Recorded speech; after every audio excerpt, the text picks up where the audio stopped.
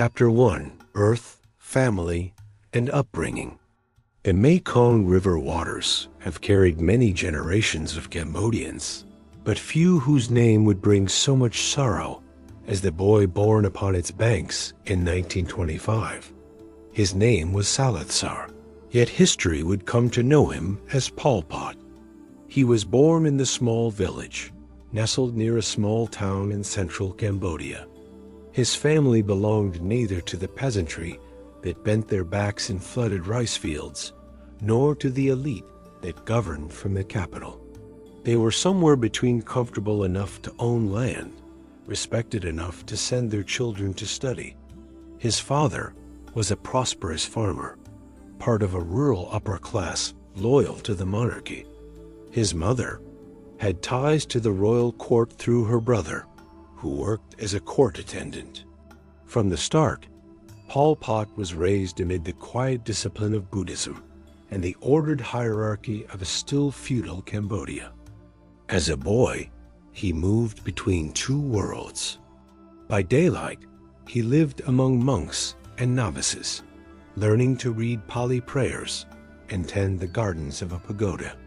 By night, he returned to the soft murmur of his mother's voice, to the village fires, and to the slow rhythm of Cambodian rural life. The values of humility, obedience, and reverence for order were carved into him long before he would twist them into something dark. In 1935, the young Pol Pot left his village to later attend the College Pria Sihanouk. French colonial influence dominated education, and the boy absorbed the manners of empire, the French language, their history, their ideals of progress and reason. He was quiet, observant, unremarkable in grades, yet careful in demeanor. Those who knew him then recalled a smile that gave little away. When he reached his 20s, fortune offered him a rare gift: a scholarship to study in France. In 1949, he left his homeland for Paris, where Cambodian students gathered in the cafes of the Latin Quarter. France was a furnace of ideas after the war, and its universities overflowed with the fervor of Marxism, anti-imperialism, and revolution. Pol Pot joined the Marxist Circle, a group of young Cambodians who debated how to free their country from colonial rule. Among them were men who would later become both his comrades and his victims. In France, he read Marx, Lenin, and Stalin, but it was not their writings alone that seduced him. It was the promise of purity, the dream that society could be remade from the ground up if only one had the courage to destroy the old world completely. The quiet boy from a small village began to believe he could be the one to do it, to bring the Marxist society into Cambodia at whatever the cost. He never finished his studies. The scholarship lapsed. A degree did not matter. By 1953, he had returned to Cambodia, no longer the curious student, but a man convinced that the true path to liberation lay not through reform, but through revolution. The river he had known as a child still flowed through his homeland, but its waters would soon run red. The monk's pupil had become the disciple of a harsher faith, one that worshipped the ideal of a perfect society and demanded sacrifice beyond measure. Chapter 2: Building the Movement, Seizing the State. I am present at the slow alchemy that makes a secret into a force. In the years after Pol Pot returned from France, the small, diffuse cells of Cambodian communists gathered themselves into an organization with hunger and discipline. They called themselves the Communist Party of Kampuchea, though the wider world would know them as the Khmer Rouge. Their language was plain. Their aim was absolute. The old networks of patronage, of palace favor, and market practice were to be swept aside and replaced by a single authority known only as Angkar the organization. This consolidation took place in villages and in the jungle camps, in whispered meetings and in training grounds where a new grammar of obedience was taught. Pol Pot did not seize power like a man who thirsted for office. He rose as one of several architects of a movement that wore secrecy like armor. He and a handful of cadres had learned to distrust cities and intellectuals, to glorify the peasant and the rice. They recruited among the poor, but also among those who had been left out of colonial modernity. The movement grew during the violent years after the 1970 coup, when Cambodia was ripped into factions, and the United States expanded bombing campaigns across the countryside. Chaos fed recruitment. The Khmer Rouge promised order through annihilation of the old. Scholars who have counted the steps insist the rise was not sudden, but inevitable once the parties of state and palace had been hollowed by years of corruption and war. On April 17, 1975, the movement that had hidden in forest and field became the state. Phnom Penh opened its gates to a procession that looked for a moment like liberation. The Khmer Rouge entered with banners and with promises that sounded like mercy. Within hours, the promise unmasked itself. Tens of thousands of city dwellers were ordered out of their homes. Hospitals were emptied. Intellectuals were told that evacuation was temporary. The trucks and the lists that moved people out of the city were the first instruments of a new policy that would treat people as raw material for a social engineering experiment. Official broadcasts spoke of Year Zero, a concept that meant restart and annihilation of the old order. The rhetoric disguised measures crafted like tools for a machine of transformation. Power under Angkar was exercised through networks of surveillance and terror. The party created committees that intruded into kitchens and fields. Cadres measured loyalty through agricultural output and through confessions extracted in so-called study sessions, where accusations multiplied like a contagion. The language of revolution became a legal code. Private wills were dissolved. Money vanished. Markets were closed. Families were separated by policy because family ties were judged to breed selfishness. The state converted daily life into a program to be enforced, not a world to be lived in. Observers who later tried to map the system named it totalization because it reached into the smallest intimacies of life and rendered them instruments of governance. Behind the scenes, there was method and paranoia alike. The leadership cultivated secrecy and a cult of collective command. Orders flowed through layers of cells and committees so that no individual could be sure who wielded ultimate authority.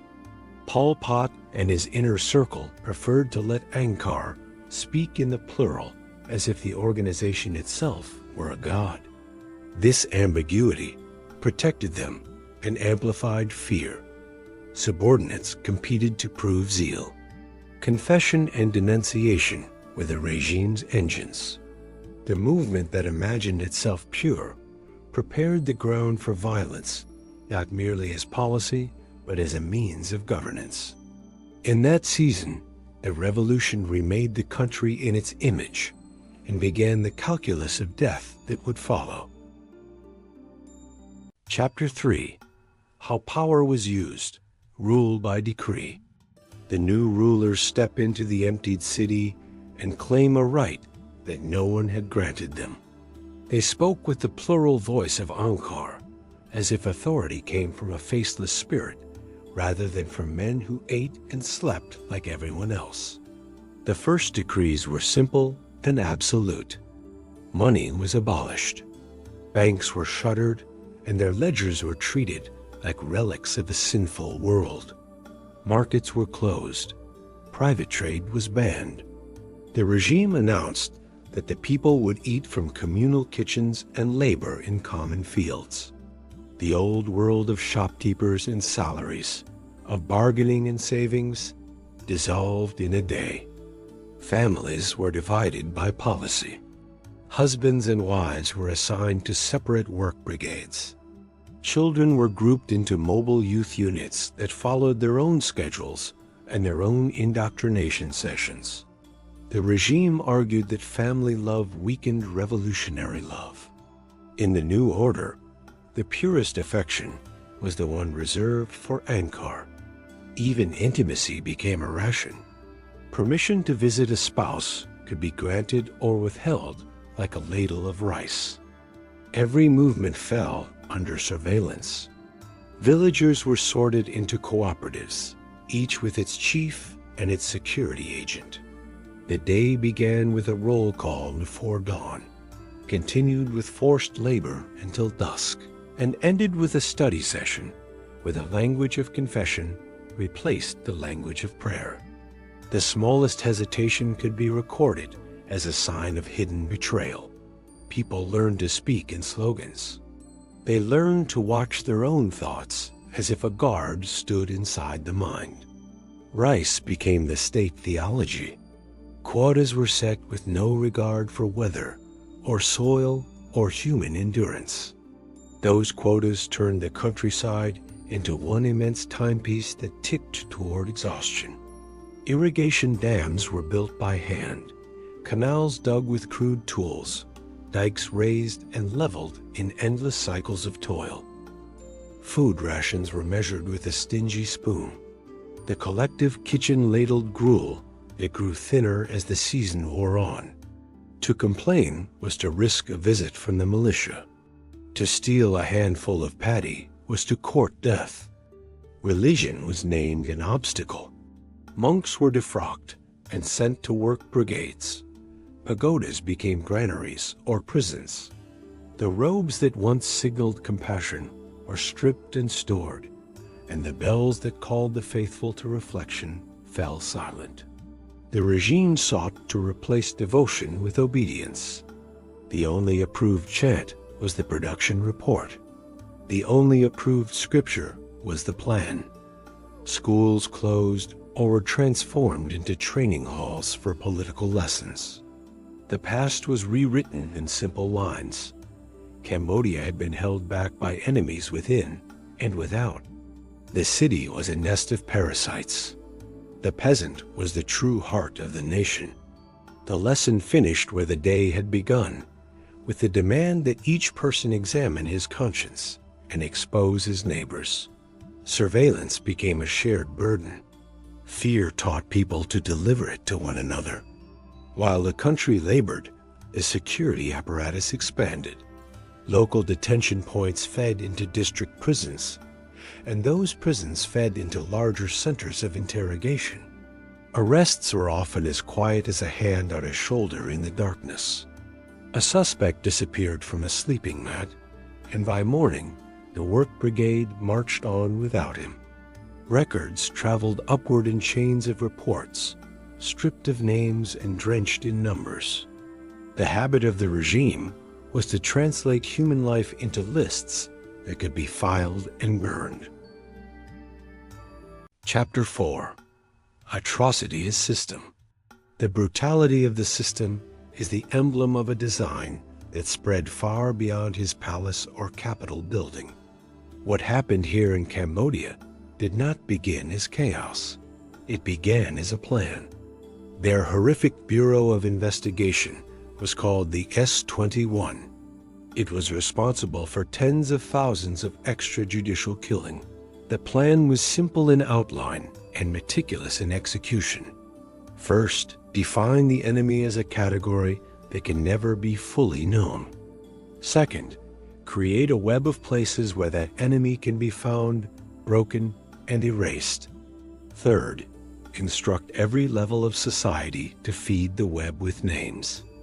The result was a chain that stretched from rice cooperatives to district offices, to interrogation centers, and then to the fields where the condemned vanished into the earth. Arrests were often wordless, and the accused often left barefoot and did not come back ever. The families learned to keep their faces still. Grief became a private ceremony in the dark. The dictator used Cambodia's security service, S-21, and its provincial counterparts to instill fear in masses. The regime built a factory of confession. The factory ran on a timetable. Prisoners were photographed with blank placards. They were catalogued by number. Interrogation rooms were arranged to move a person from denial to confession with the efficiency of a production line. The method was not a secret. It was recorded in rules on the wall. You must answer. You must tell the network. You must sign. The language of confession was a net that widened with every word. Each signature named more traitors. Each new name justified more arrests. There itself was terrible logic. The existence of the interrogation center proved that enemies existed. The confessions created by the interrogations proved that the center was necessary. The loop fed itself until it devoured villages and party cells, and finally the party itself. Documents multiplied. Memos moved up the chain, marked with dates and stamps. Mugshots formed a gallery of faces that stared through time. The record is not an accident. It is the footprint of a bureaucracy that learned to measure suffering in lines and boxes. When the papers were full, trucks arrived at night. The condemned were loaded in silence and driven to the edge of the city, where the ground had already been opened. Beyond the capital, the pattern repeated. District prisons gathered the accused. Security cadres improvised cells in pagodas and warehouses. There were rules for everything. Rules for how to interrogate. Rules for how to record. Rules for how to dispose of bodies. The precision had a purpose. It turned violence into an office task. It let men tell themselves that they were simply following the file. Fear seeped back downward through the same channels. Cooperatives held evening sessions where neighbors stood and recited their loyalty. Children learned to report stray words. Cadres studied confessions that named new conspiracies inside the party. In the leadership compound, the highest men read the same documents and saw proof that betrayal was everywhere. The system that hunted enemies created them, and then used them to justify itself. Chapter 5: The Evacuation of Cities and Forced Labor. When the capital fell on April 17, 1975, the event was announced as liberation and renewal. Within hours, the rhetoric became an order. Citizens were told to leave their homes for safety. Hospitals were emptied. Markets were closed. The evacuation was presented as temporary, a precaution against an imagined bombing or sabotage. The instruction to leave became the first act in a more terrible program. Urban populations were transformed into migrant labor with no notice and no legal protection. What began as an exodus became an enforced exile that did not end. The evacuation was systematically executed. Trucks rolled through the city with loudspeakers. Lists were read. People were moved out of apartments and into the sun with whatever small bundles they could carry. Old men who could not walk were lifted onto stretchers. Children were separated at checkpoints as if the state had a new taxonomy of persons to classify and reassign. The logic was not simply to empty the city. The logic was to dismantle the social fabric that could resist total transformation. Towns and their professions were judged corrupting influences. The city was to be emptied so that a new human might be forged in the fields. Once relocated, the urban evacuees were assigned to agricultural collectives that had been designed with quotas rather than with consideration for climate, seasonal cycles, or human limits. The new calendars measured a population not by birthdays and rituals, but by rice yields. Daily schedules were rigid. Dawn roll calls, and march into fields where manual labor replaced mechanized tools. Workdays lasted from before sunrise until after sunset, with brief pauses for the communal ladle. Study sessions filled the nights.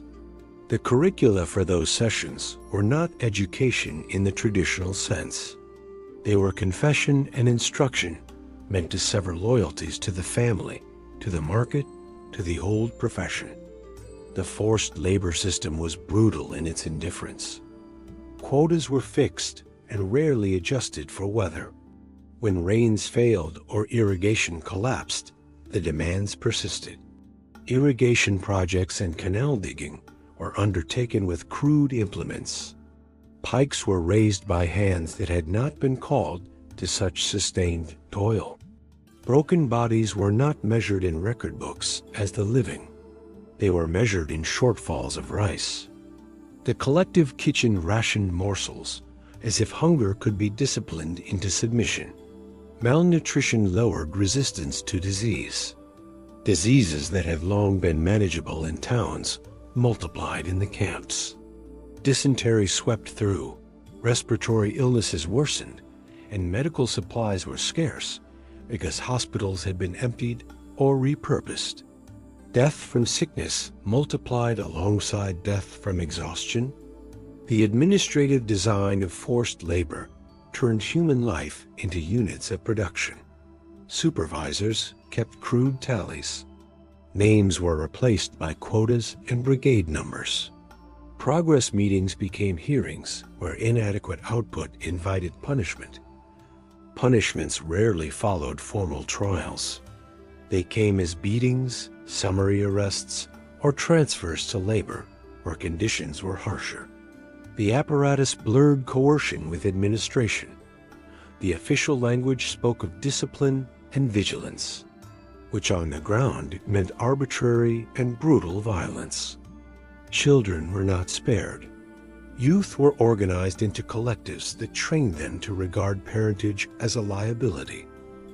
Education became political reconditioning. Those children whose parents had city jobs were taught to scorn prior lives as decadent. In many instances, children were assigned to work that exposed them to accidents and hazards normally reserved for adults. Childhood shortened into labor and ideological training. The evacuation also produced social frustration, fear, and nuclearization. Families were split across brigades and communes. Marriages were suspended by policy. Children were separated for group indoctrination. Those separations had the deliberate effect of eroding interpersonal safeguards. With family ties weakened, the state's disciplinary mechanisms gained purchase. People learned not to speak, to moderate grief, to hide tears behind neutral faces. Private aid was difficult because the regime criminalized private exchange, private trade, and personal bargaining. The loss of informal networks of mutual aid heightened mortality. Resistance appeared in different forms and was quickly punished. Small thefts of rice were cataloged as betrayals. Attempts to hide or to barter could lead to arrest. Informal networks tried to smuggle bread or medicine. Informers and local cadres disrupted these efforts so that hope became a scarce commodity. When resistance grew visible, it was extinguished through intimidation or relocation to harsher work sites. The forced labor system had a secondary logic beyond production and punishment. It served as a clearinghouse for those the regime considered enemies.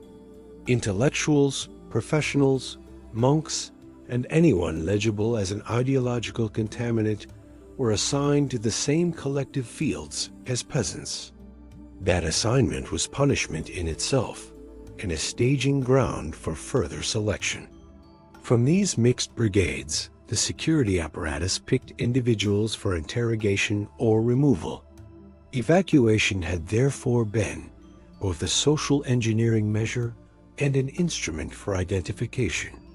Once the population was dispersed and homogenized, identification of suspects became simpler.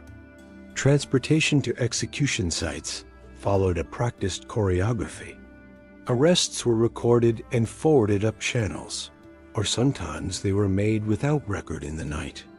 Detainees were moved from commune to district to provincial holding places.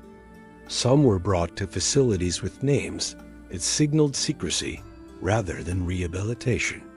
The detainees were often packed into vehicles and taken to places where the earth had already been dug to receive bodies. The human cost of evacuation and forced labor can be partly measured in numbers, but only fully felt in the hollowed households left behind. Tens of thousands died in the first months after the fall of the capital from hunger, disease, and exhaustion.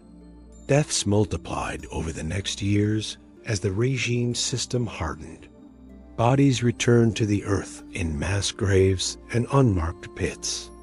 For survivors, the memory of forced marshes, the communal bowl, the breakdown of family, and the relentless calendar of toil became a horizon that all subsequent life would pass against. The evacuation and the forced labor system were not incidental to the regime's cruelty. They were foundational. They served as the first large-scale test of the capacity to remake human beings by breaking habits and ties. They converted the city into a reservoir of disposable labor and turned entire professions into suspect populations to be disciplined or eliminated. In that conversion lay the structural pathway to thousands more deaths.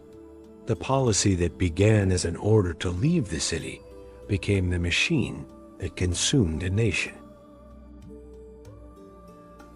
Chapter 6: S-21 and the Killing Fields. The largest interrogation center of the regime stood in the heart of the capital. It had been a school with tidy courtyards and chalk dust in the air.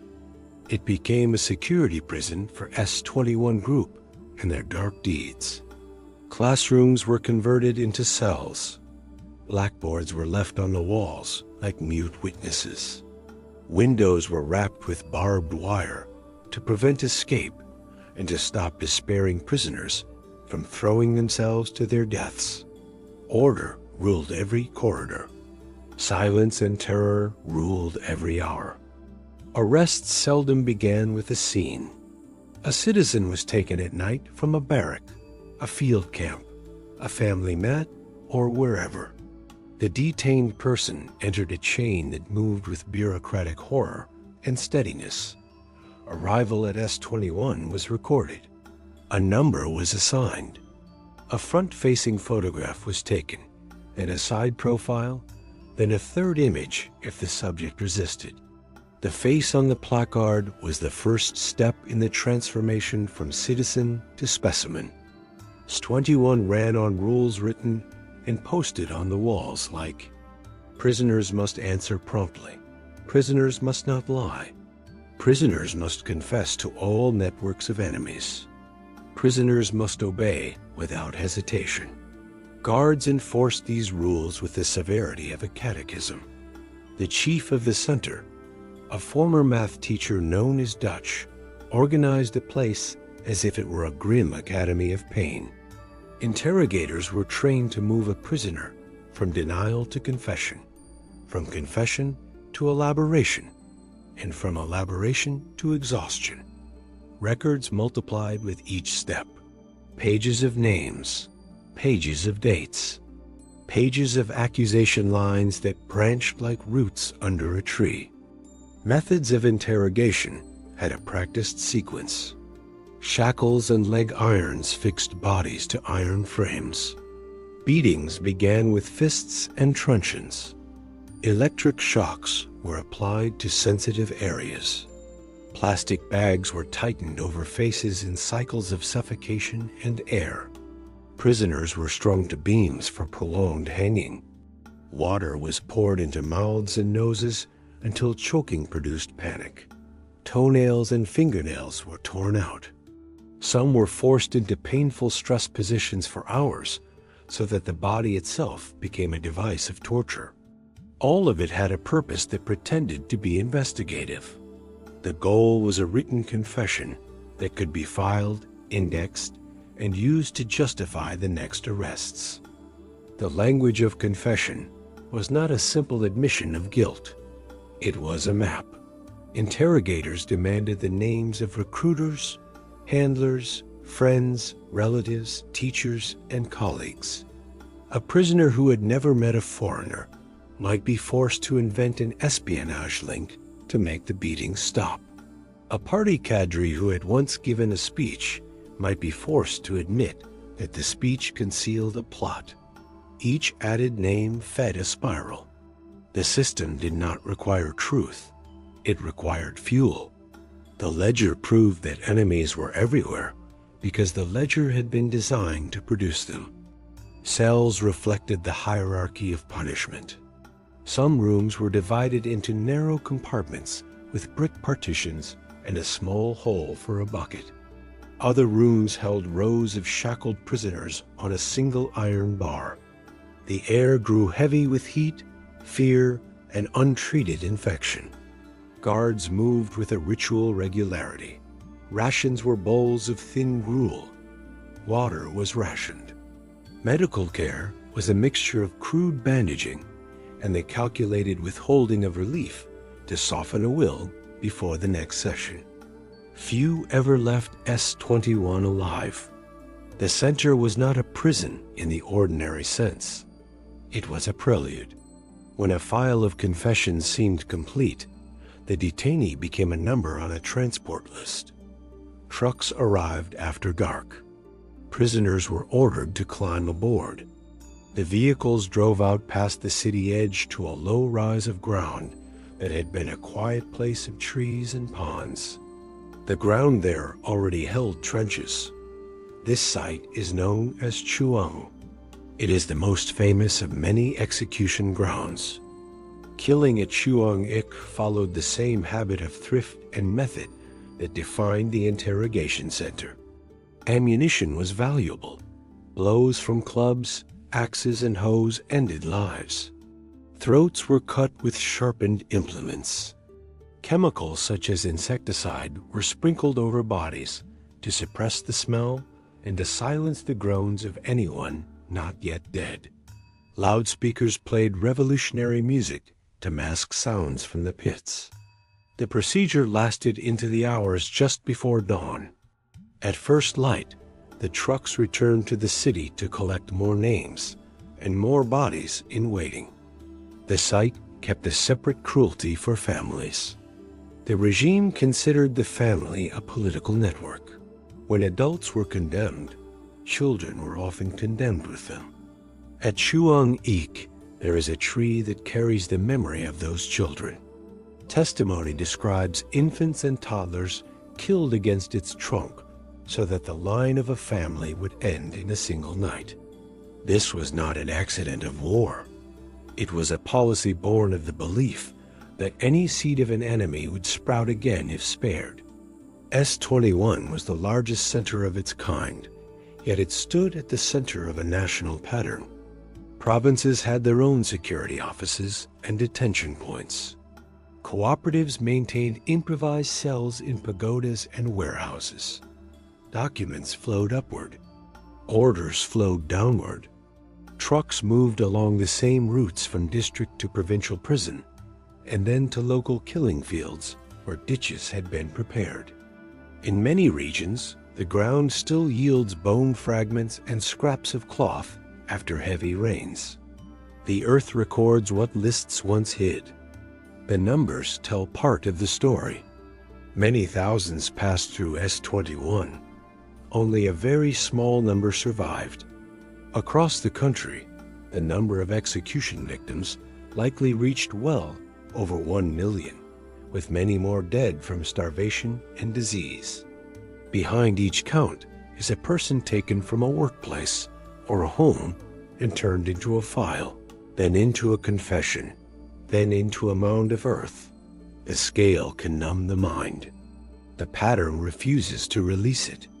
Every step of the process had a form to fill, a rule to cite, and a pit waiting at the end.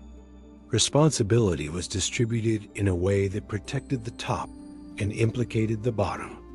Interrogators were instructed to follow written procedures. Guards were told to obey orders and to record compliance. Truck drivers delivered human cargo on tight schedules.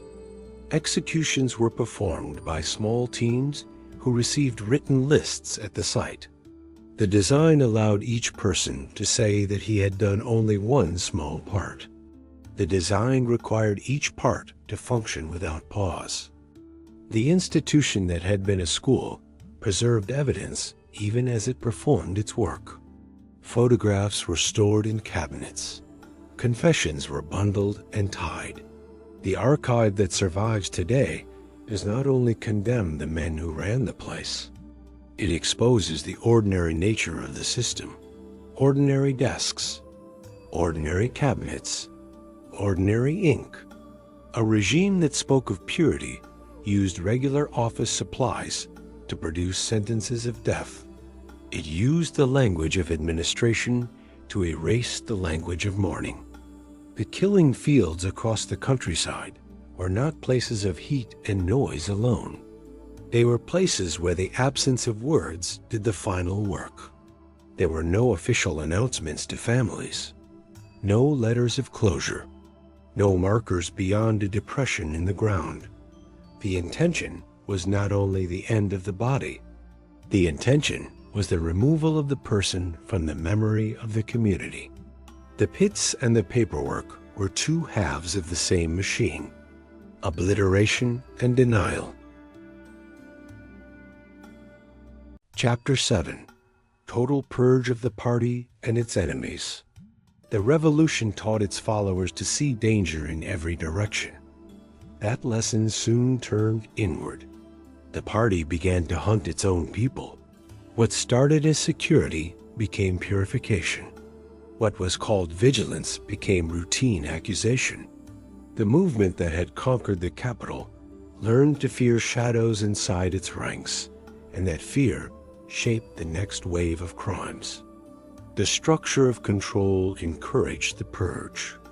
Orders moved through layers of committees. Reports climbed from villages to districts to zones, and then to the center. Each step added a gloss of authority. Each file looked official because it had stamps and signatures. The system rewarded zeal. A local cadre who brought in many suspects could claim loyalty to the line. A cadre who hesitated could be accused of softness. Careers depended on constant proof of suspicion. Soon suspicion itself became a measure of virtue. The party created new categories for enemies within. There were traitors linked to foreign intelligence. There were former officials of the old regime who had hidden their past. There were intellectuals who carried the stain of city life. There were cadres who were said to have drifted from discipline. The labels were broad and elastic. They allowed the security branch to turn a grudge into a danger. They allowed a harvest shortfall to become evidence of sabotage. When the rice did not meet the quota, the explanation did not reside in the soil or the sky. The explanation became a network of saboteurs. Confession culture drove the engine. Every arrest produced a demand for names. Interrogators asked for a chain of contacts. A prisoner named a supervisor to end a beating. He named a co-worker to end a second beating. He invented a spy ring to end a third. The confession then justified more arrests. Files grew heavier with lists. What looked like discovery was simply replication. The act of writing made the next raid inevitable. Trust dissolved inside the party. Regional leaders fell first. A powerful figure in the north was accused of holding back rice. He had created a personal following. He had failed to carry out a directive with enough speed. These claims sounded administrative. They were political death sentences. The accused was removed from his post and sent to a security office. The district that had praised him last month now denounced him in study sessions. His deputies were summoned to explain their ties. The circle widened in days. By the end of the season, an entire regional committee had vanished into prisons. The center watched these purges and drew a lesson that seemed obvious to men who already believed in infiltration. If one region held so many traitors, then all regions might be infected. Inspectors were sent across the country. They arrived with authority to reopen any file. They could remove a local secretary and take over a meeting. They could order a reclassification of a commune from loyal to suspect. With a single remark, a calm district became a dangerous one. The purpose was to keep officials on edge. An official who feared review would overcompensate. Overcompensation meant more arrests. More arrests meant more confessions. The cycle hardened. The security network expanded its reach inside the party. Telephone lines were tapped. Couriers were watched. Meetings were recorded in meticulous minutes. A misplaced phrase at a party lecture could become a line in a report. A request to change a quota could be read as resistance. The vocabulary of administration turned into the vocabulary of crime. Anyone who asked for more seed was said to have refused the will of the center. Anyone who urged caution during canal building was said to have spread panic. Once a line like that appeared in a report, the rest moved quickly. The culprit was called to a consultation. He did not return. Families of accused officials became part of the process. The party had taught that politics inherited through blood. Husbands were arrested. Wives were questioned and often sent to separate work brigades.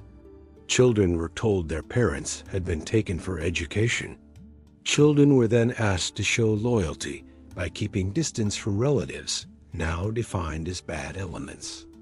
The purge reached into kitchens and sleeping mats. It fractured the small shelters that people had tried to keep in secret. It turned domestic life into another stage for fear. Provincial prisons filled with party members who had once given orders there. Tables turned fast. A secretary who had signed transfer papers last month now stood shackled in the same room. Interrogation scripts did not change for rank. They demanded names. They demanded admission of links to foreign services. If a prisoner denied it, the denial became proof of hardened guilt. If a prisoner admitted it, the confession became proof in the file. Either way, the ending was the same. Transport followed. Fields near provincial towns opened new trenches. The purge also fed on competition within the top circle. Leaders in neighboring zones accused one another of softness or adventurism. The central leadership listened for signs of ambition and disloyalty. A speech that praised the peasant too warmly could be called populism. A report that mentioned technical difficulties could be called defeatism. These words became reasons to remove a rival and to erase his network. At the summit, the party's habit of secrecy made these moves easy. Final decisions were recorded as resolutions without debate notes. The paper trail gives only the outcome. The reasons are visible in the arrests that followed. Military units were not immune. Soldiers who lost ground to enemy probes near the border were investigated for deliberate weakness. Officers were accused of contact with foreign states. At times, frontline setbacks produced purges inside entire brigades. New officers were brought in and told to cleanse their ranks. Cleansing meant immediate arrests and summary executions. The army learned to fear failure more than the enemy. That fear influenced tactics. Commanders preferred to sacrifice men rather than risk suspicion. Loss of life in battle became both a cost of war and a cost of political anxiety. The purge culture had a second effect that is visible in the record. It degraded expertise. Agronomists who warned that new rice varieties would not thrive in certain soils were denounced as saboteurs. Engineers who asked for cement to reinforce canal walls were accused of worshiping the city. Doctors who asked for antibiotics were scolded for reliance on foreign methods. Each removal of an expert removed a check on fantasy. Policy drifted farther from reality. Production fell.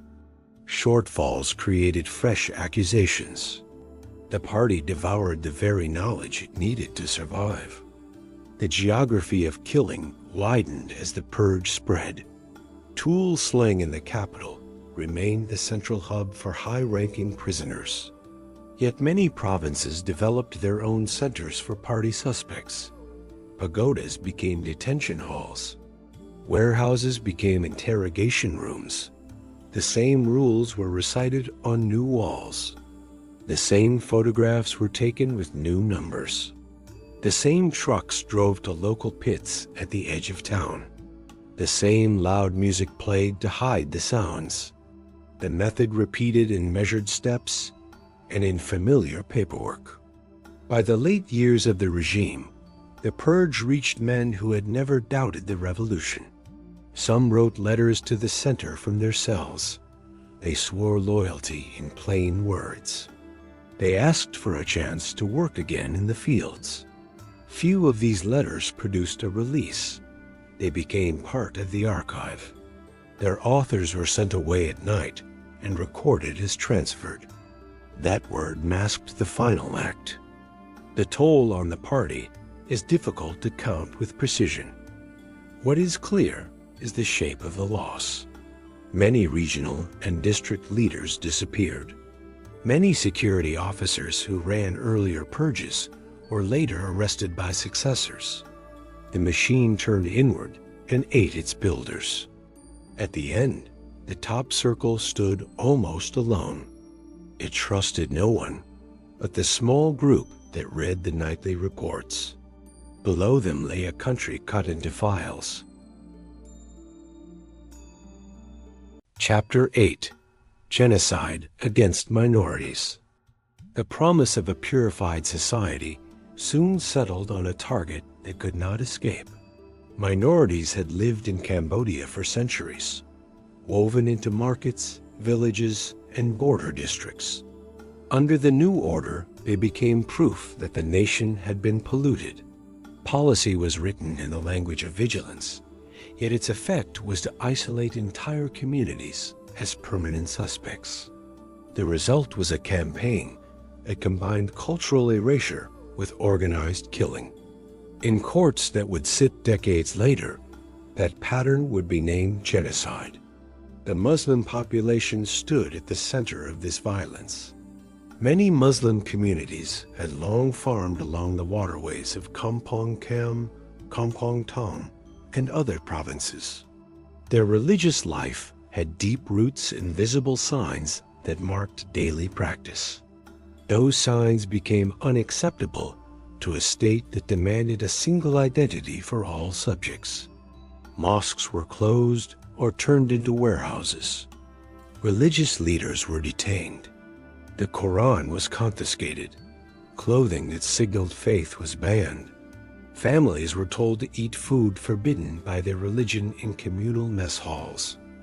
Refusal could lead to punishment or to summary arrest.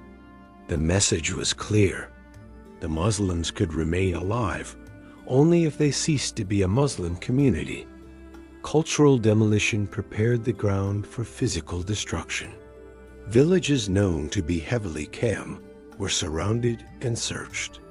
The leadership justified this by pointing to alleged separatism or supposed links to foreign enemies.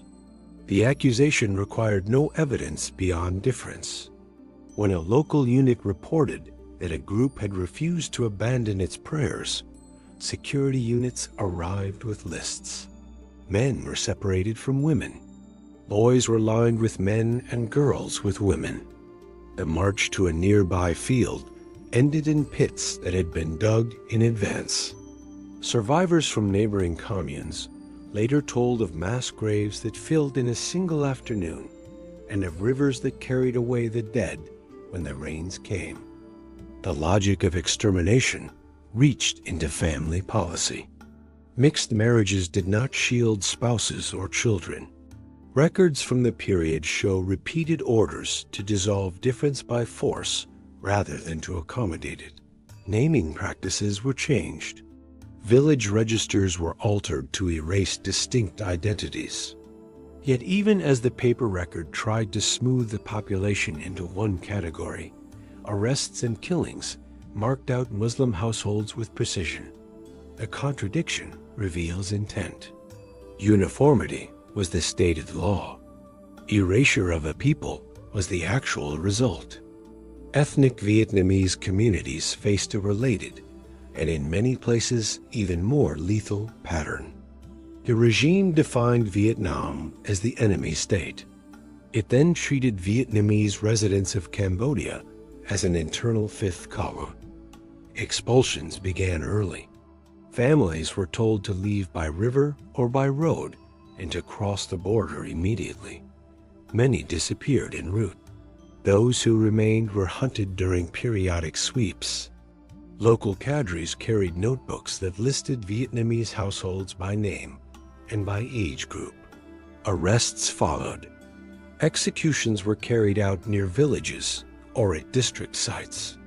Graves were shallow because there were so many to fill, and so few tools left that were not already commandeered for irrigation work. The border war turned this domestic campaign into a cross-border slaughter. Khmer Rouge units raided Vietnamese hamlets along the frontier and carried out mass killings. The attack on Ba Choc in April of 1978 stands as a stark example. More than 3,000 civilians were killed in that single operation. Houses were burned. Women and children were murdered in temples where they had sought refuge. The strike was meant to demonstrate resolve. It also served as a signal to Vietnamese within Cambodia that no appeal to neighborly history or shared markets would be honored. The line had been drawn in blood, and it would be enforced in every village that bore Vietnamese names.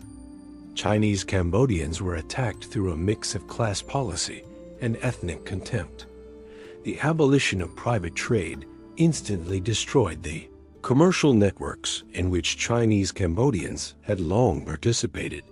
Shopkeepers were forced from towns and scattered into rural work brigades where their skills brought no protection and sometimes invited suspicion. The regime announced that old loyalties and old speech must end. Schools that had taught Chinese language closed. Community associations were dissolved. Arrests followed accusations that these families hoarded goods or maintained secret ties to foreign powers. Many fled if flight was possible. Many who could not flee vanished into the same prison system that held party suspects and religious leaders. Mong Nard communities and other highland minorities suffered a quieter version of the same transformation.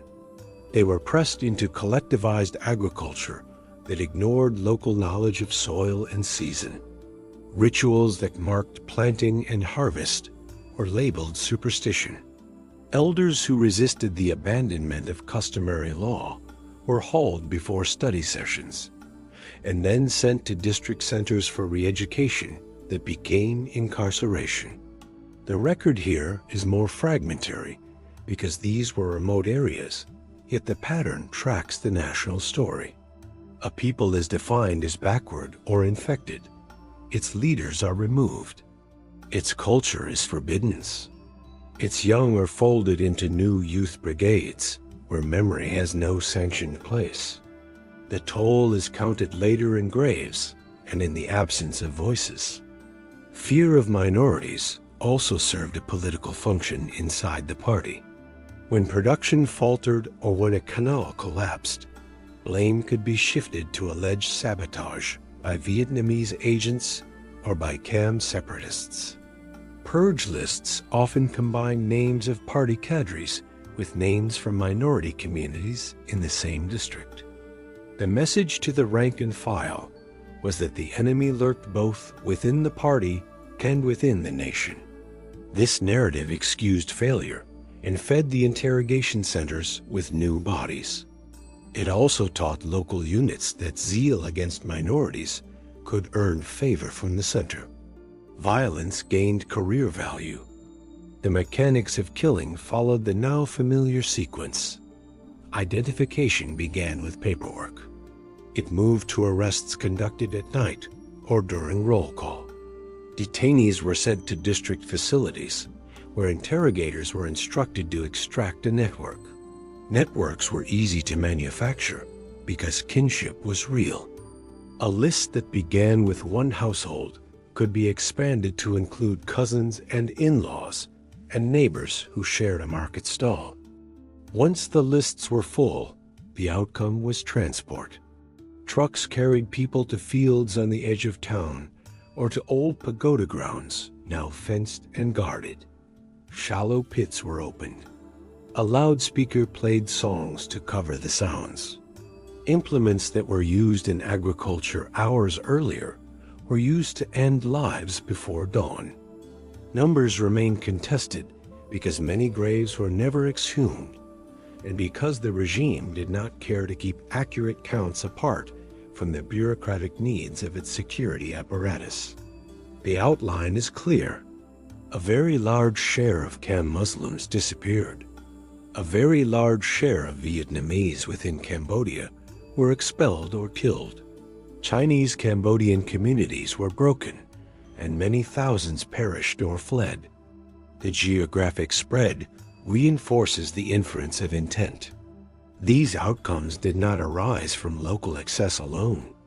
They flowed from national policies that ordered cultural uniformity and treated difference as treason by birth. The country that emerged after the fall of the regime carries the imprint of this campaign in language, in demography, and in the persistence of quiet grief.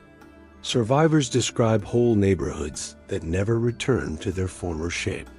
They tell of empty prayer houses that had once anchored river communities and of shrines rebuilt from fragments. Chapter 9. War on Faith and Culture. The new state could not tolerate rival loyalties. Faith and culture carried memories and bonds that reached farther than any decree. They had to be broken or bent until nothing stood between the person and the organization. The project began quietly with orders to close temples for inventory and to pause village festivals for security reasons. It widened into a total campaign against religion, ritual, art, and learning. What had once given Cambodians a shared language of meaning became an index of crimes. Buddhism stood at the center of Cambodian life. It shaped the calendar and the village day. The monkhood taught children to read and elders to reflect. Under the new order, monks were told to return to lay life and report to work units. Monasteries were emptied and turned into granaries, storehouses, or detention points. Robes were taken and stacked in bundles for reuse as rags. Statues were hauled down and hidden or smashed. Bells were silenced and their metal repurposed for tools. The message reached every household. There would be no sanctuaries that stood outside the will of the state. Defrocked monks found themselves under special scrutiny. Many were moved to brigades where the work was heaviest. Local officers suspected them of quiet influence and watched them in evening sessions for signs of leadership. The loss of the monkhood broke a chain of memory. In many villages, monks had kept family histories, poems, and the old stories that linked place to virtue. Without them, the village lost the figure who blessed a marriage, marked a birth, and guided a funeral to completion. Grief continued, but without its forms. The regime pressed on to erase the calendar itself. New Year celebrations were canceled. Ancestor days were banned as superstition. Families were told to work through the old holidays and to treat prayer as an act of disloyalty. The state taught a new time that began with the fall of the capital. That date replaced all others. It supplied a single anniversary for slogans and parades. People who had once measured life by harvest and festival now had only quotas and meetings. Education was remade to serve the program. Schools closed at first and then reopened as training halls for political lessons and labor drills. The curriculum stripped out literature, foreign languages, and religion. Children were praised for small acts of surveillance and for reciting the new catechism of production. Teachers from the old system were classified as suspect. Many were sent to the fields. Some disappeared into the security network that spread across districts. The loss of teachers meant the loss of a generation of readers and clerks. It also meant the loss of mentors who might have defended a child or tempered an order with common sense. Libraries and archives suffered their own quiet fate. Collections that held religious texts, royal chronicles, and colonial-era studies were understaffed and unprotected. Pages were burned for cooking fires or soaked by rain when roofs failed. Catalogs were scattered. In several towns, stacks of books were carted away as pulp. The state did not always order destruction. It rarely stopped it. A culture that cannot consult its own record learns to live in the present of fear. The campaign against culture reached into music and dance. Court dance had carried stories about kings and gods. Folk theater had mixed humor and moral instruction on village stages. The new order called these forms decadent. Troops were disbanded. Costumes were taken apart for cloth. Instruments were left to warp in the heat. A few songs survived as work chants that praised irrigation and harvest. They did not replace the old repertoire. They only marked its absence. Language came under pressure as well. Cambodian speech carried titles and forms of respect that reflected family and monastic rank. These were labeled remnants of class rule. People were instructed to use a plain style and to address one another as comrade. Names that revealed Chinese or Vietnamese ancestry were changed on village registers. Children were told to avoid words that bound them to a past identity. Speech flattened under these rules. What could be said grew narrow. What could be remembered grew dim. Family ritual was not spared. Weddings required permission from local officers. Many did not receive it. When permission came, ceremonies were stripped to a minimum or replaced by mass pairings that served the state. The old sequence of offerings, blessings, and songs was replaced by a short lecture about duty. The couple returned to separate barracks with work assignments that did not allow time for a new household. Birth rituals were treated as distractions. Funerals were reduced to hurried burials without monks or processions. The state argued that grief was a private failing and that belonging to the collective should suffice.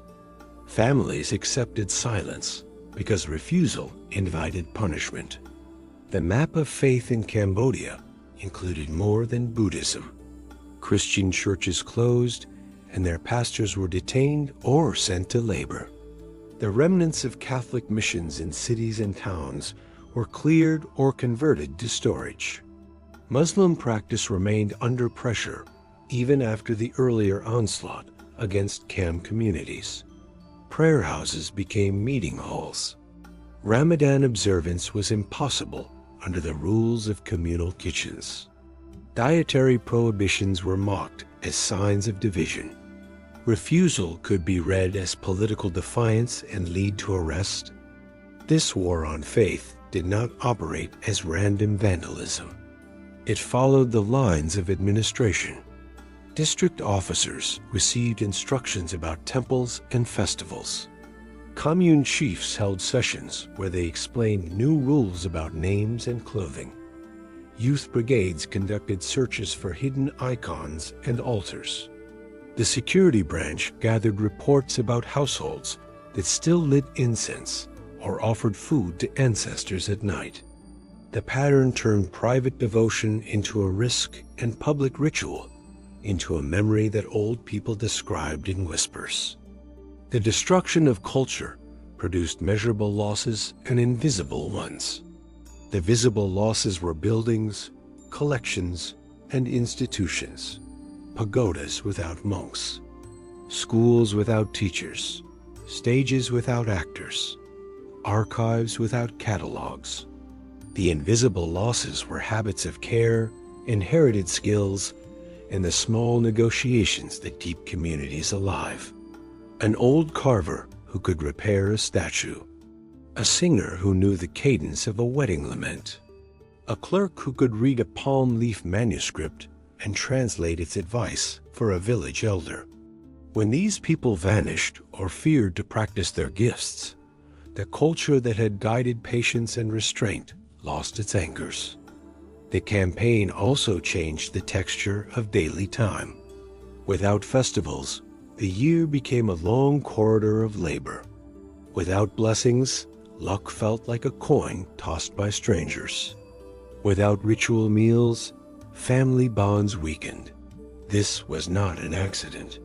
The state wanted citizens who met one another as units of production, rather than as kin, neighbors, and members of a faith. It wanted obedience that did not pause for meditation or song. The new person was meant to be tireless, loyal, and ready to inform on the hesitant. Culture had to be leveled for that person to exist. Resistance persisted in small acts. A family kept a folded robe in a jar and took it out at night. A mother traced a blessing on a child's forehead with water from a hidden bowl. A teacher taught a poem in a corner of a field and told the children to speak it softly. These gestures did not change policy. They preserved threads that could be gathered later. Some were discovered and punished. Others passed unnoticed under the constant noise of quotas and meetings. The war on faith and culture was an essential part of the project to create a new society. It removed the practices that had offered comfort during hardship and guidance during conflict. It cut families from their rights and cut children from their elders. It taught people to live without the ceremonies that once gave shape to joy and loss. It left behind buildings with bare floors and communities that were quieter in public and more haunted in private. Chapter 10. Forced Marriage and Sexual Violence. The new state claimed the right to organize not only work and food, but marriages as well. The authority moved from the family hearth to the commune office. Permission to marry shifted from parents and elders to committees that measured loyalty with attendance sheets and production reports. The stated purpose was national strength through orderly reproduction. The effect was domination of the most private choices a person could make. Selection often began with a summons. Young men and women were told to assemble in a hall or under a canopy in a cleared yard. They stood in rows while a cadre read short biographies that reduced people to birthplace, brigade, and class background. There was no courtship and almost no conversation. A gesture or a word paired two strangers. Some were told they had been matched because their labor records showed reliability. Others were told that Angkar had studied their files and chosen wisely. Refusal would be treated as indiscipline. Indiscipline could be treated as treason. Parents had little to say. Mothers who tried to protest were silenced with lectures about superstition and selfishness. Fathers who asked for delay were reminded that the revolution did not wait for private wishes. Old customs such as exchanging small gifts or visiting a pagoda were labeled wasteful or suspicious. The ceremony took minutes rather than hours. A cadre spoke of duty and endurance. The couple bowed to the collective. They did not bow to one another. Coercion did not end with the pairing. Many couples were ordered to share space that was not a home. Some were allowed a mat in a crowded barrack. Many were sent back to separate dormitories and told to request nights together for the brigade chief. Units kept notebooks to record which couples had received permission and which couples had refused intimacy. Women were questioned about compliance. Men who hesitated were marked as weak or unreliable.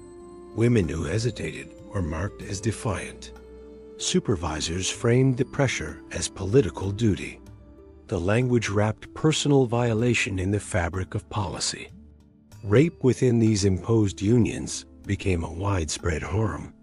It occurred in rooms watched by neighbors and in huts where the night did not guarantee privacy. Violence took the form of threats, orders, and inspections. Some couples were assigned monitors who would demand reports on consummation. A woman who sought to delay or to protect herself risked denunciation in an evening session. Some spoke of guards who stood outside and demanded proof of completion in crude ways. The intention was to replace consent with obedience and to measure even intimacy by the calendar of the plan. Pregnancy was treated as evidence that policy worked. It did not bring relief. Labor in the fields continued into late terms. Food rations were not increased. Medical care was scarce because hospitals had been stripped or transformed, and because trained midwives had been sent to other work. Birth took place in barracks or in corners of warehouses with blankets pulled as makeshift screens. Many infants arrived in weakness. Many mothers suffered infections that could have been prevented with simple supplies. The state kept no careful record of these losses because it did not value numbers that could not be entered into a harvest ledger. Some women tried to hide pregnancy for as long as they could. The fear was not only of the birth itself, but of the attention it would bring. A visible pregnancy invited questions about performance and quota. A woman who asked for lighter duty could be accused of seeking privilege. Requests for rest could be interpreted as resistance. These judgments did not always end in arrest. They produced a climate where the safest answer was to keep working and to keep silent. Not every coerced union involved two strangers. Some involved widows or men whose spouses had been taken away. Others involved couples who had known one another before the fall of the capital, but who were barred from marrying because their family histories had been marked as tainted. The committee could dissolve existing engagements or reject a request if a surname or a place of birth raised suspicion. The regime treated love as a claim of property. It wanted only assignments that could be counted and reviewed. The policy traveled with the other instruments of control. Commune chiefs received instructions about the number of marriages to stage each month. Reports noted how many couples were formed, how many pregnancies were confirmed, and whether any refusals had occurred. Security officers cross-referenced these notes with interrogation files and production charts. A refusal could lead to a move to a harsher site. A request for delay could be referred to a party meeting where the accused would be told to stand and defend his or her loyalty in front of a room of neighbors. Shame replaced the counsel that families once provided. Some couples formed true bonds despite this machinery. They learned to speak softly at the edge of the rice field or to share a scrap of food at the end of a long day. Those moments did not erase the violence of the policy. They show how people tried to rescue fragments of ordinary life. Many others did not have the chance. Husbands were taken for investigation. Wives were left with infants and quotas. Wives were taken, and husbands were told nothing about where they had gone. Children grew in the shadow of rumors rather than memories. Forced marriage intersected with the wider war on culture. Traditional blessings that marked a union had anchored villages in patience and restraint. Under the new system, the blessing became a speech about quotas and vigilance. The state reenacted the outline of a wedding while draining it of meaning. The human bond that once connected two family networks now connected two files. The exchange of gifts that once acknowledged mutual respect became a list of obligations toward the plan. This change weakened the capacity of communities to shield the vulnerable. When damage occurred behind thin walls, there was no monastery to invoke and no elder with authority to intervene. Sexual violence outside the arranged unions followed the same pattern of power. Security personnel and local cadres understood that they possessed the right to command bodies as well as labor. Some used that right openly. Others used it behind the cover of favors or promised rations. Reporting was dangerous. Complaints traveled back to the same officers who had committed the act or to their allies. The complaint could be turned into a confession. The victim could be labeled uncooperative or accused of spreading disorder. The safest strategy for many was silence or flight. Flight often ended in capture, and capture folded the person back into the system. The memory of these policies persisted after the regime fell. Women and men carried the weight of unions that had never been theirs. Children grew into adults who did not know the story of their conception because their parents could not bear to tell it. Communities struggled with how to classify these marriages in the lineage of the village. Some dissolved as soon as there was freedom to decide. Others continued because there was no path back to what had been stolen. The policy sought to reorder society by breaking the chain of parental guidance, by dissolving courtship and choice, and by harnessing reproduction to the plan. Chapter 11. Counting the Dead. The measure of catastrophe in Cambodia rests on fragments that must be assembled with care. There are lists from prisons and cooperatives. There are graves opened by monsoon rains. There are testimonies recorded years later when survivors found the courage to speak. There are censuses that attempted to count a nation that had been scattered.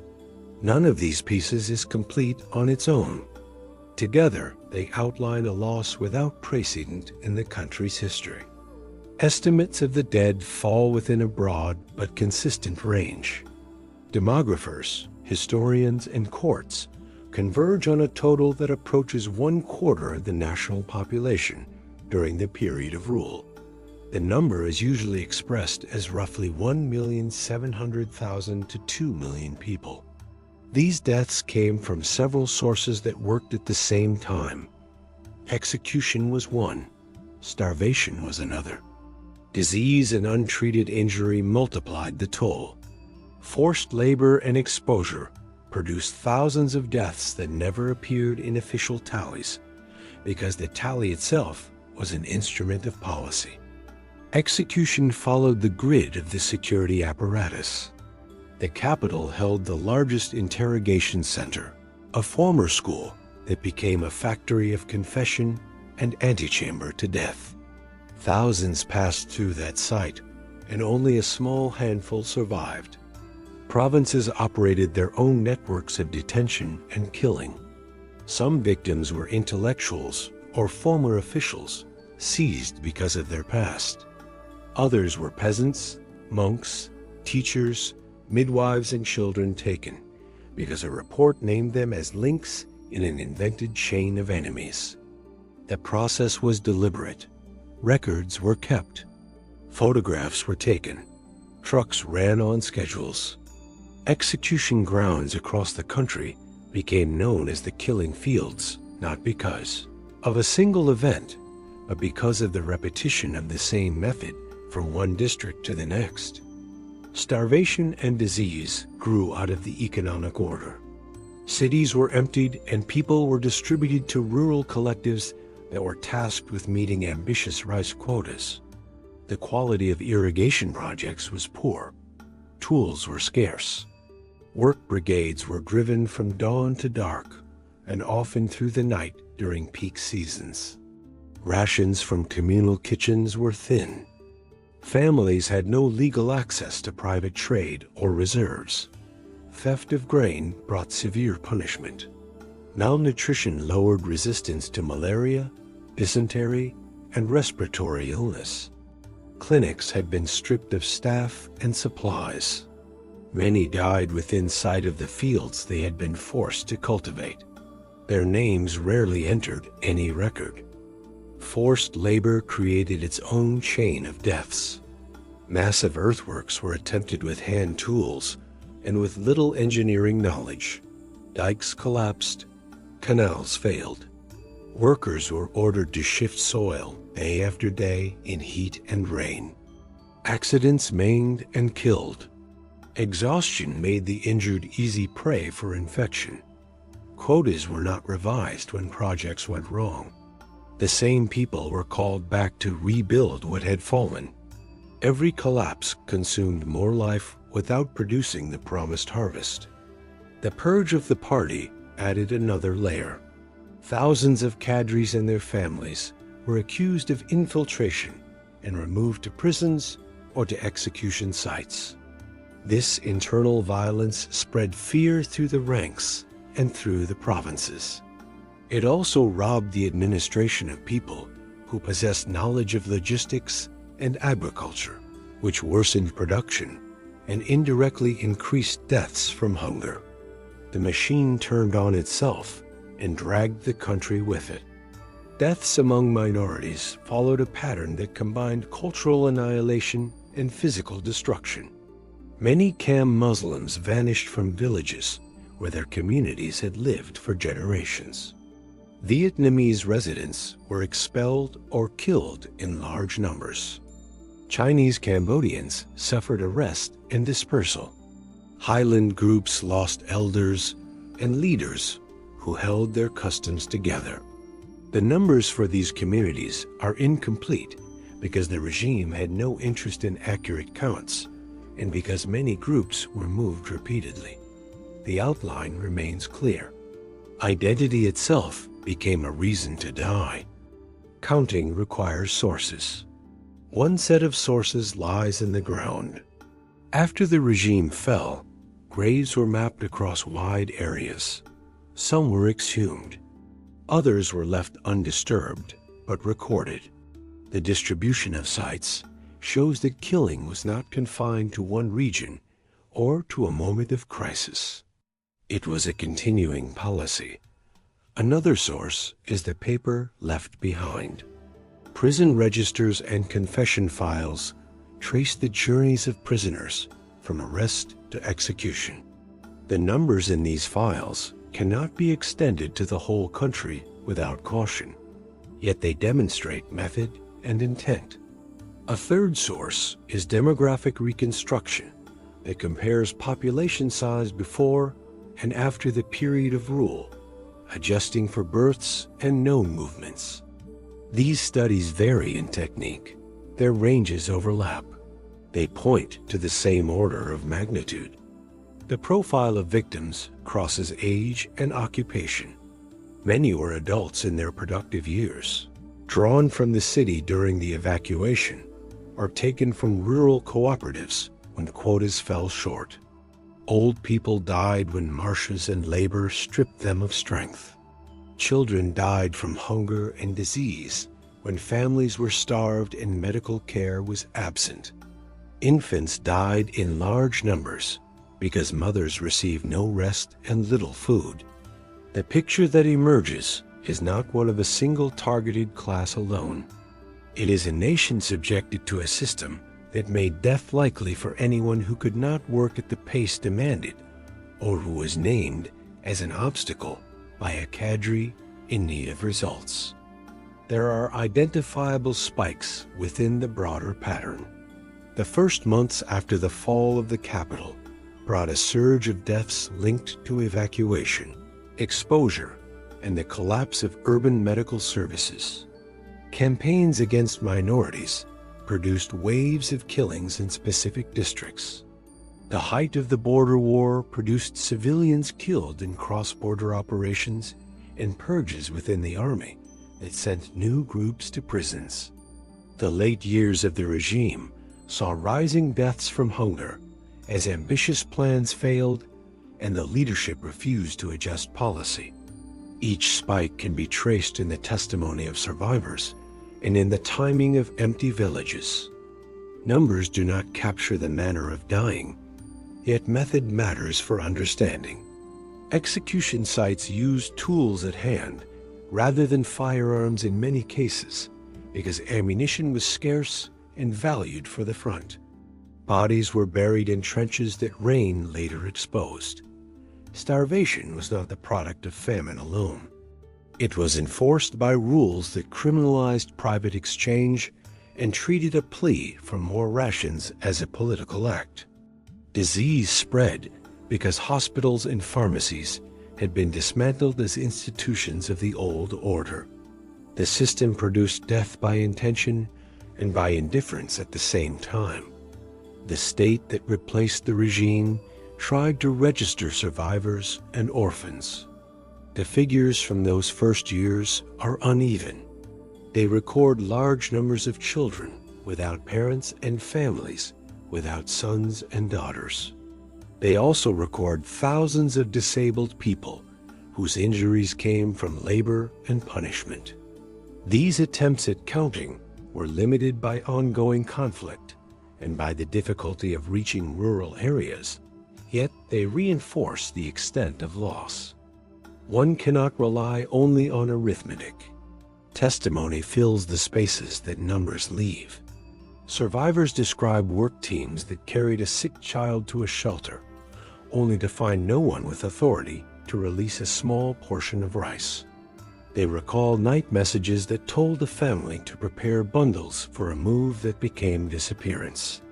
They remember the stripping of names as people became entries on lists. Responsibility for the deaths appears in signatures and in stamps. Orders to evacuate, to collectivize, and to abolish trade bear names. Security regulations and interrogation manuals bear names. Reports from provinces that list new graves bear names. The system was secretive in its language, but it was not invisible. It left a trail of instructions that reached the lowest levels. Those instructions built a country where death could be delivered by plan. At the end of the accounting, what remains is a range, specific and terrible. Between 1 in 5 and 1 in 4 Cambodians did not survive the period. Within that range, thousands were executed after interrogation in prisons large and small.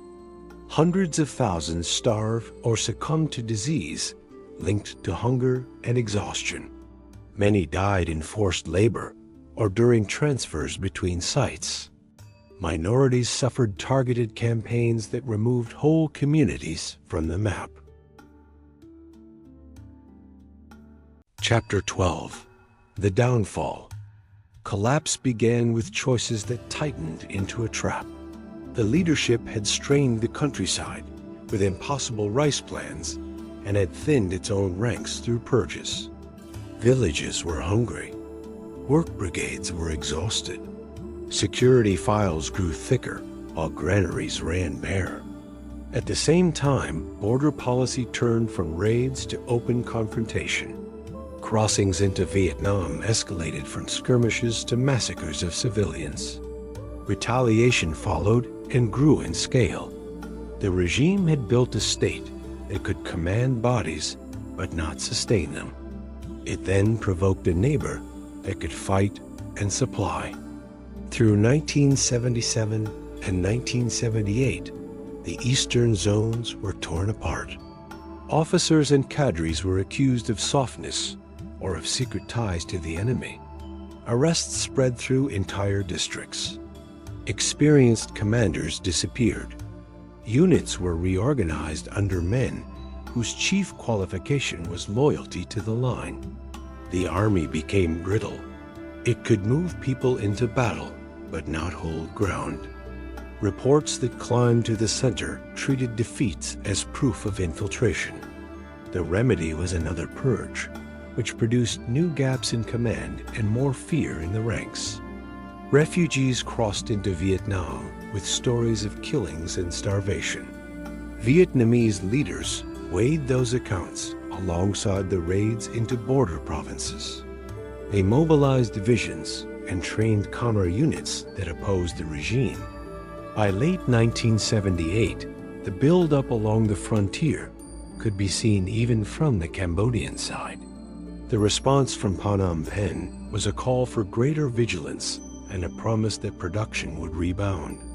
Neither claim matched the reality in the fields or on the border. In December 1978, Vietnamese forces advanced in columns that did not stop. They struck along multiple roads, supported by armor and artillery.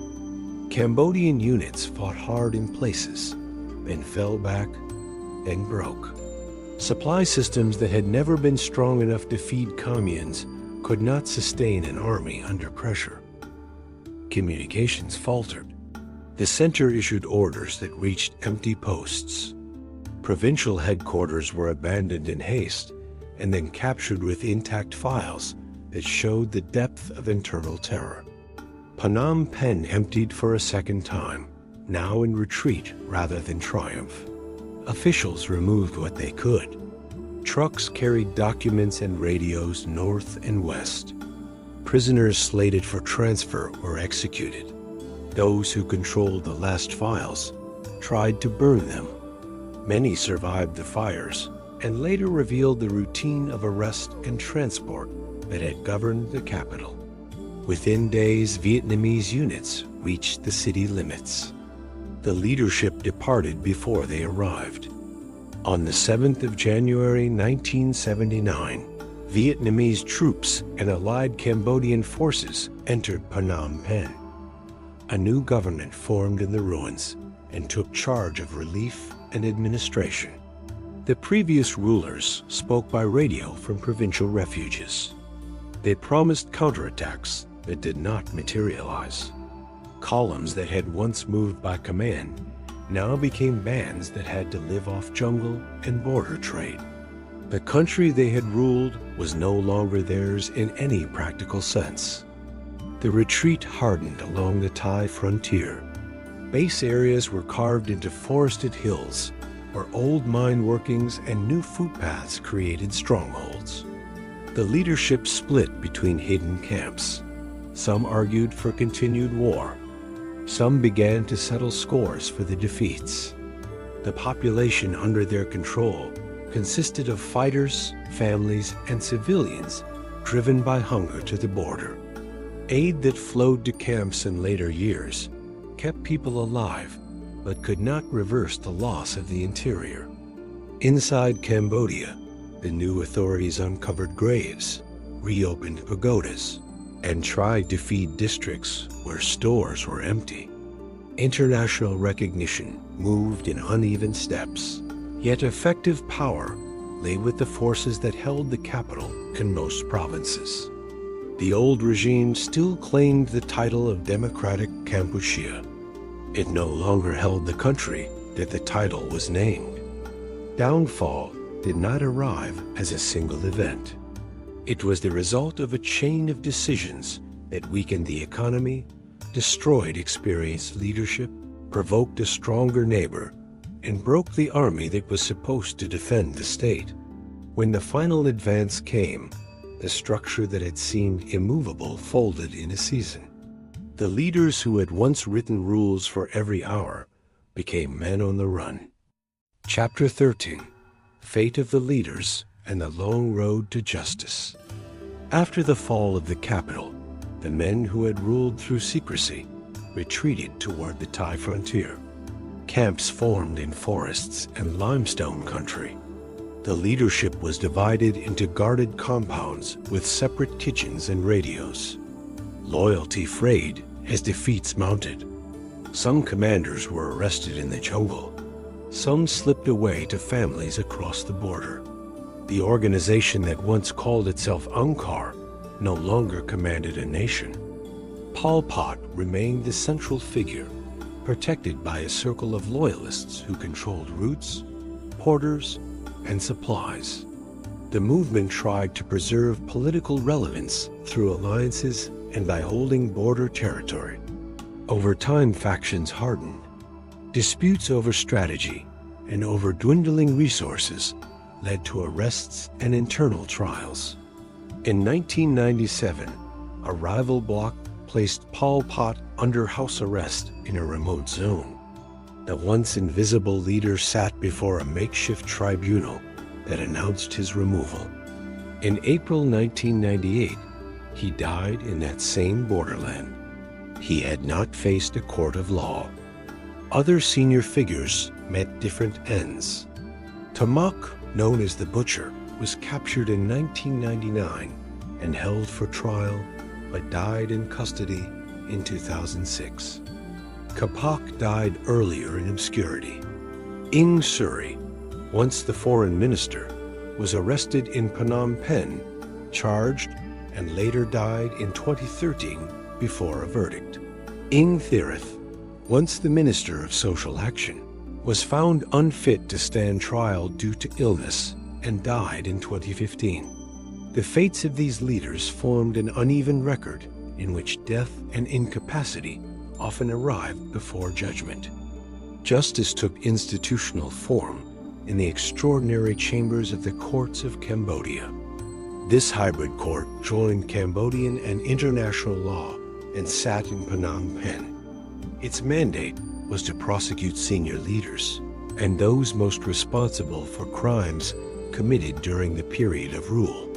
Proceedings unfolded slowly with investigations, translations, and debates over jurisdiction that reflected the scale of the crimes and the fragility of archives. Chaim Gek, known as Dutch, the chief of S-21, became the first defendant to receive a final sentence. He admitted his role and described procedures inside the prison. In 2010, the court issued a conviction. On appeal, the sentence became life imprisonment. His testimony and the records of the prison created a model for how the tribunal would join survivor memory to surviving paper. Dutch died in 2020 while serving his sentence. Nguyen Chi and Khieu Samphan stood as the most senior leaders to face a full trial. In 2014, the court convicted both of crimes against humanity tied to forced evacuation and related policies.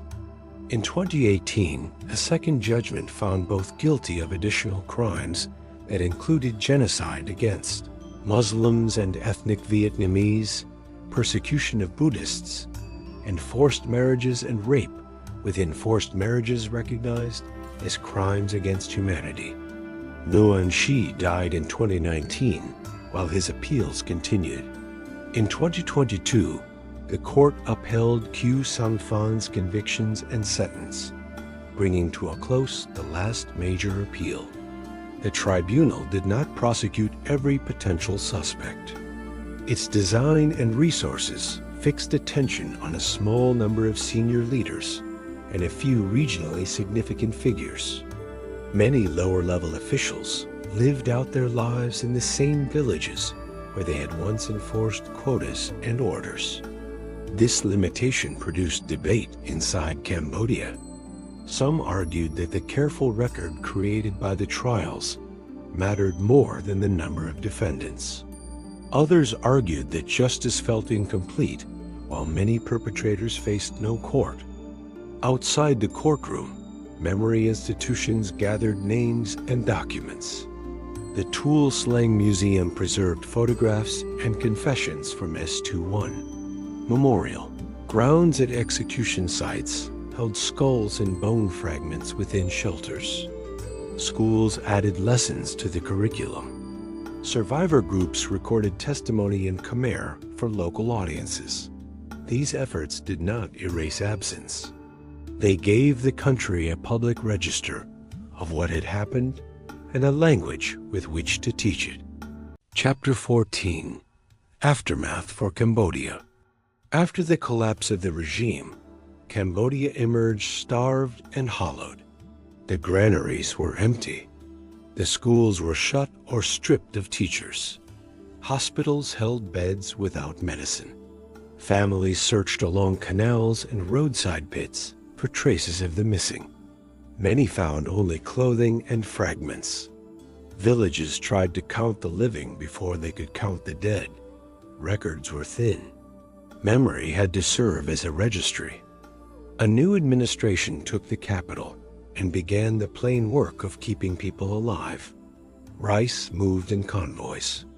Pagodas reopened to shelter orphans and elders. Markets revived in courtyards, with goods scavenged from warehouses and fields. Skilled workers were scarce. The former clerks and nurses who had survived were asked to teach others in rooms that had once been interrogation halls. The curriculum was bread before books, and letters and numbers taught by candlelight. The war did not end with the taking of the city. Border districts remained dangerous. Columns of former cadres moved through forests and set ambush along roads.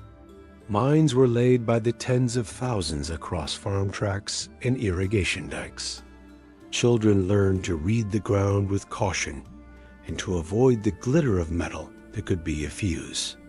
The countryside carried a new kind of map, drawn in memory rather than ink, in which paths were known by rumor and by luck. Refugee camps grew along the Thai frontier. Families drifted there from famine and from fear. Aid agencies built clinics and ration lines. Disease receded but did not disappear. In the camps, children learned alphabets beside barbed wire, and families waited for lists that might include their names for resettlement.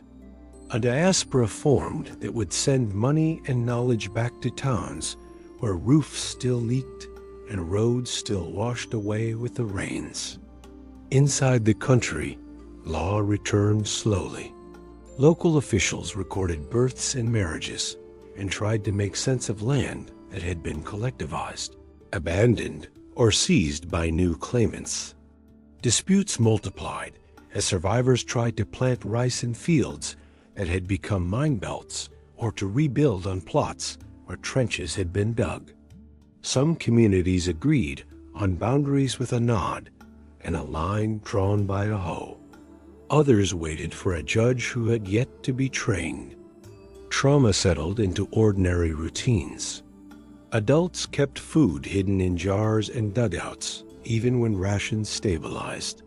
Children woke at night to watch doorways because the habit of fear could not be dismissed by decree. Many would not speak of the missing. Many spoke only to strangers who arrived with notebooks and a promise to listen. The silence at home preserved families and also kept wounds open. Institutions of memory took shape. The former prison in the capital was turned into a museum where photographs and ledgers were displayed in rooms that still carried the smell of old paint and rust. Execution grounds received memorials with bone and cloth protected behind glass. Volunteers collected names and dates from survivors who could still recall the day of a last sighting. Schools began to teach the period in simple lessons. The intent was to give the next generation a language for what had happened and a measure for what must not be repeated.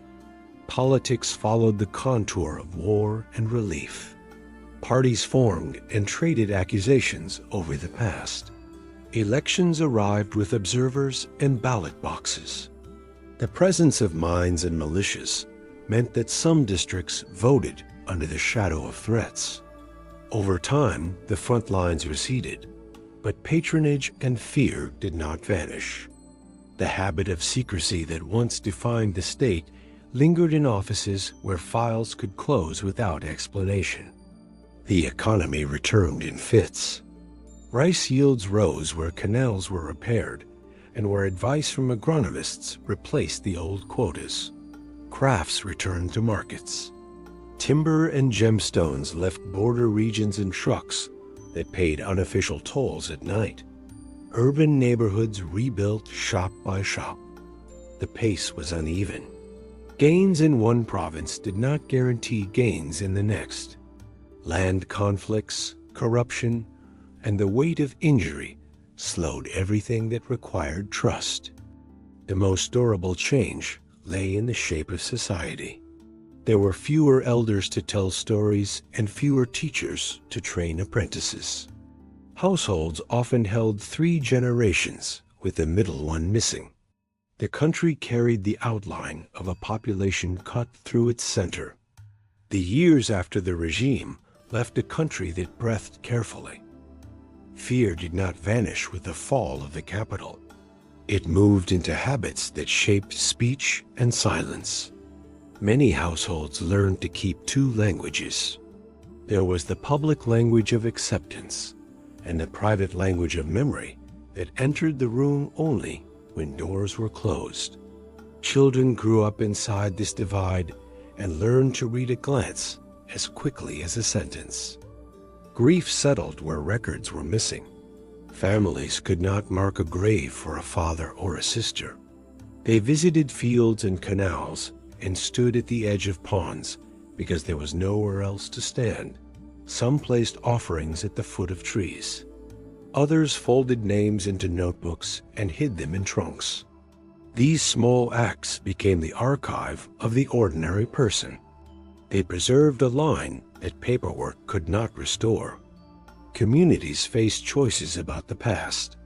Some villages opened boxes of photographs in public halls and tried to identify faces together.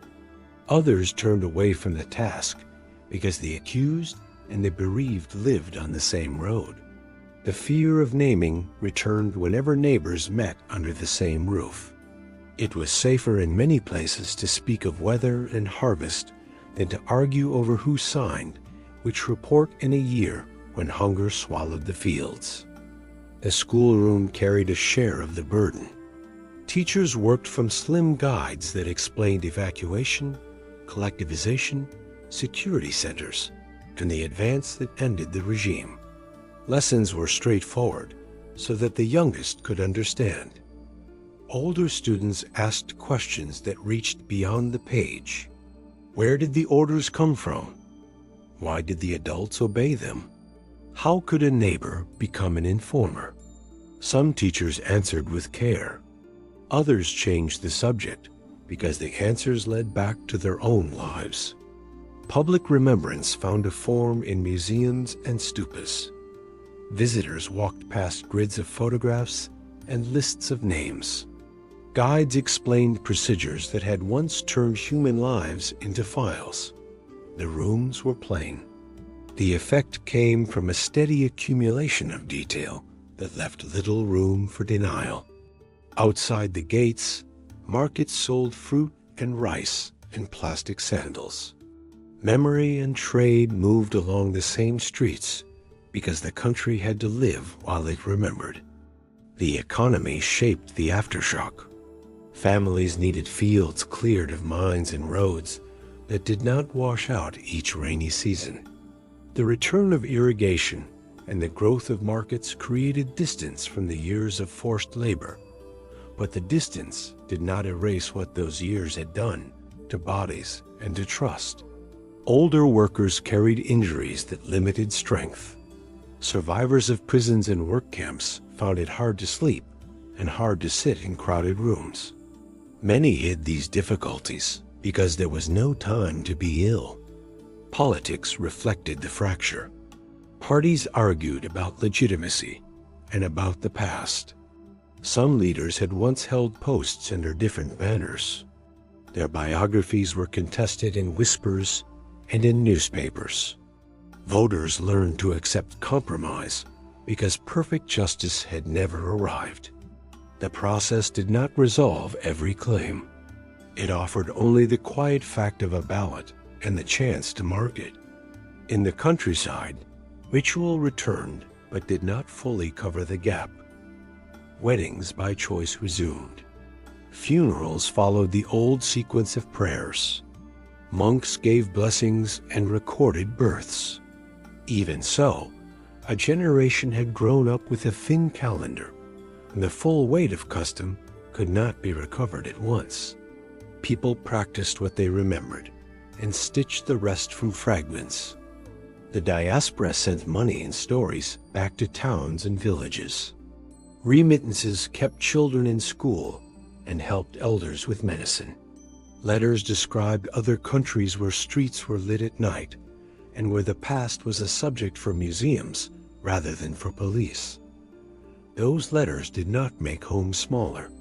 They gave returnees a way to speak about loss without reopening the old terror.